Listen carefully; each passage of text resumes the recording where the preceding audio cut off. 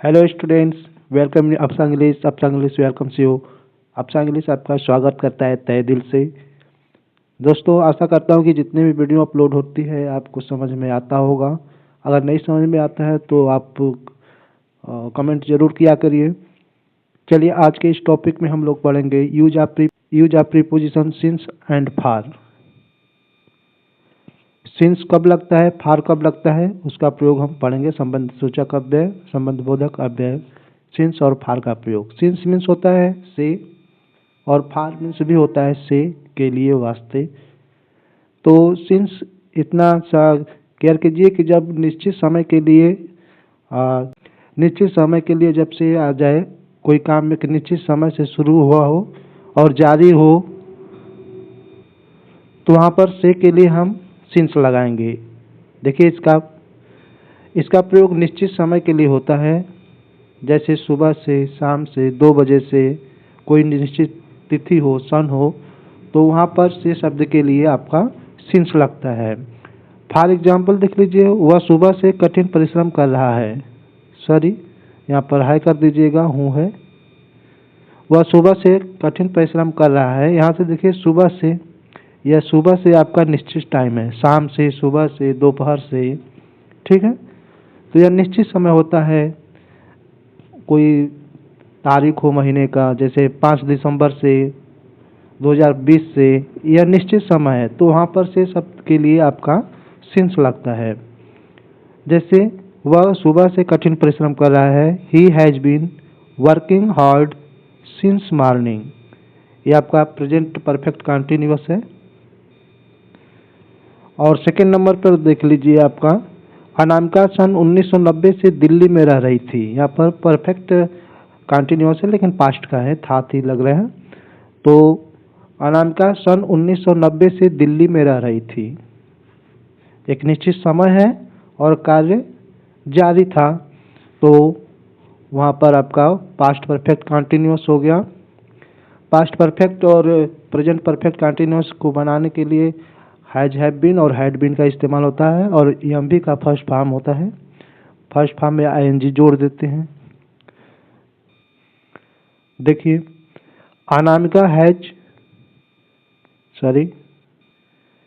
अनामिका यहाँ पर हैड कर लीजिएगा, हैड।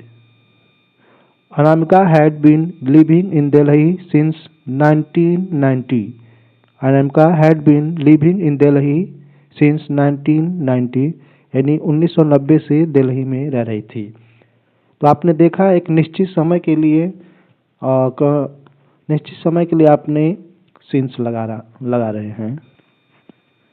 तो आशा करता हूँ कि आपको समझ में आया होगा कि बस आप इतना ध्यान रखिए कि जब कोई समय निश्चित हो, सुबह हो, शाम हो, दोपहर हो, कोई निश्चित तारीख हो, निश्चित दिन हो, सन हो, तो वहाँ पर समय के लिए आप से के लिए लगाएंगे सिंस। उसी तरह आपका फार है। फार भी है से या के लिए या वास्ते। इसका प्रयोग अनिश्चित समय तथा के लिए के अर्थ में प्रयोग किया जाता है। अनिश्चित समय हो लेकिन यह पता न चल रहा हो फिक्स कि वह उसका टाइम क्या है। और के लिए भी हम, के वास्ते भी हम, के अर्थ में भी इसका प्रयोग करते हैं। जैसे 2 घंटे से, 5 महीने से, 10 साल से, 5 रुपए के लिए, ठीक। इस प्रकार से आपका जब आ जाए अर्थ में, तो वहाँ पर से या के लिए हम फार लगाएंगे। फॉर एग्जाम्पल देख लीजिए, मैं 2 घंटे से टाइप कर रहा हूँ। मैं 2 घंटे से टाइप कर रहा हूँ, 2 घंटे। अब कब का समय है, किस दिन का समय है, यह कोई निश्चित पता नहीं है। तो I have been typing for 2 hours, यहाँ पर फॉर लग गया 2 hours. I have been typing for 2 hours. I we के साथ हैव लगता है, हैव बीन, और शेषकर्ताओं के साथ सिंगुलर के साथ हैज बीन लगता है। सेकेंड नंबर पर है, राम 14 वर्षों से जंगल में रह रहे थे। रामा हैड बीन, यहाँ पर देखिए हैड बीन, रह रहे थे, पास्ट परफेक्ट कंटिन्यूअस हो गया। Rama had been living in the forest for 14 years. 14 वर्षों से जंगल में रह रहे थे, तो यहाँ पर फॉर लग गया, ये आपका फॉर है। और थर्ड नंबर पर देख लीजिए, राहुल 5 रुपए के लिए काम छोड़ दिया।